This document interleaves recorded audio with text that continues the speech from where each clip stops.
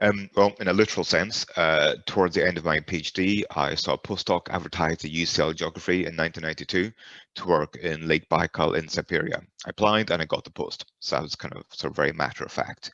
A lectureship in my department did come up, but I totally screwed up the interview, if I'm honest.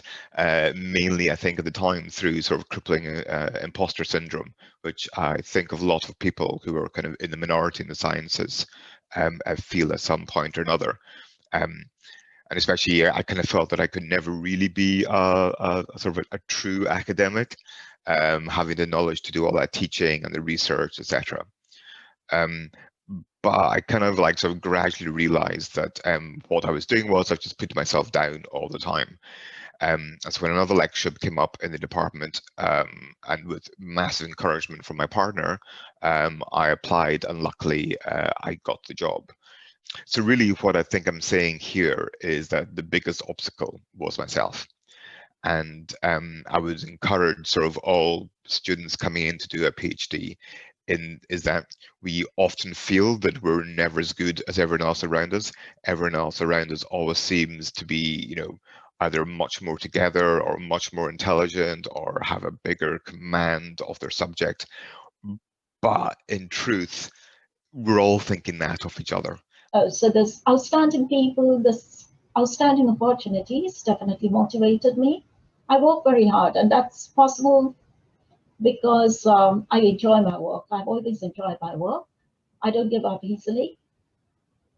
And there have been many obstacles, of course. One of the challenges that I faced, and it's a very common challenge, but nevertheless it's there. It's balancing care responsibilities with a job that is as involved as ours, because this is tricky because our job is not a 9 to 5 job. You don't switch off immediately when the clock says 5 p.m. That's not possible, really. But what I noticed is that I got better in that with time. I took career breaks 2 years after having, I have 2 children, so 2 years after having each one of them. So it's 4 years of career break in total. And that might seem a bit long, but and getting back and fitting in again was a big challenge. But nevertheless, if I have to do it again, I would do the same thing because that's the only way that works best for me and my family and my children. I found geology via physical geography, and that was then the thing which, to be honest, I found easiest and found most straightforward to engage in. And then there was probably a link made between the enjoyment of the fundamentals of geology and then what I was seeing outside in the world around me as well. And so that kind of joint stimulation was what then made me choose geology at university. So I went to Manchester in 1995, a long time ago. Yeah, and just stuck with it from then, really. Slightly path of least resistance in that it's the thing I found easiest, mainly because I enjoyed it. And then it has the fringe benefit of the fact that somebody will pay you to do it. And the fact that, somebody will pay you to do it. And then on top of that, it's actually vaguely important for society, of course, being a geoscientist. So I really do feel I lucked out through no strategic, there was no strategic designing where I am now. It's all been a series of happy accidents and luck and the support of others.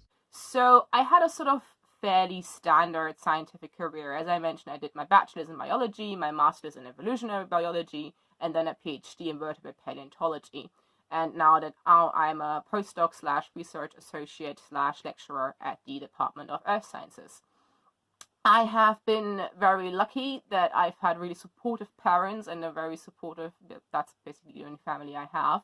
But also there's been a lot of sort of struggle around growing up and just being a student who's neither cisgendered, so the opposite of transgender, or neurotypical, so not autistic, for example. So until about the age of, I was very closeted until about the age of 27 because I grew up in an incredibly conservative area and was bullied a lot.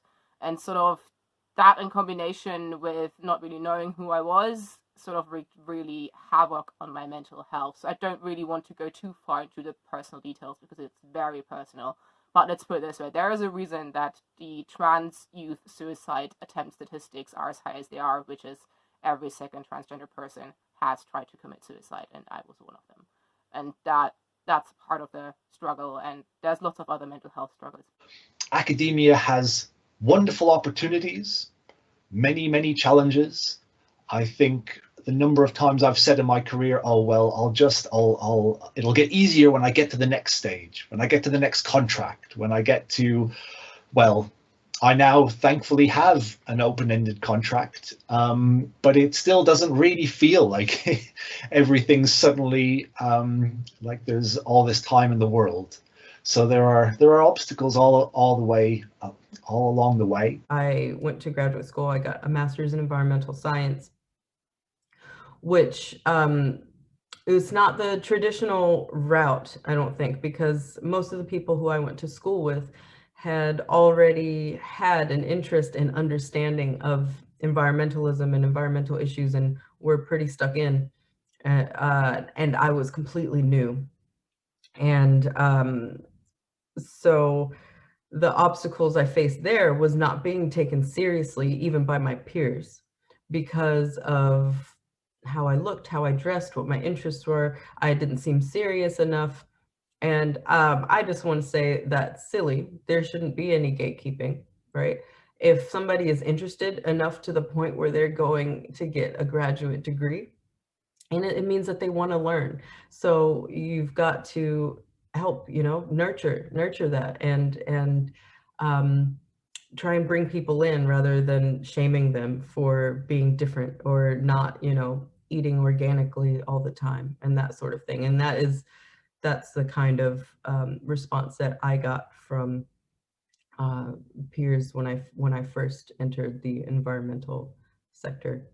The biggest obstacle was probably having to be an intern at, as a fully grown adult. I was in my 30s. I was older than everybody else, which you get used to and you get over it because, you're all there for the same reason and your age really shouldn't have anything to do with that.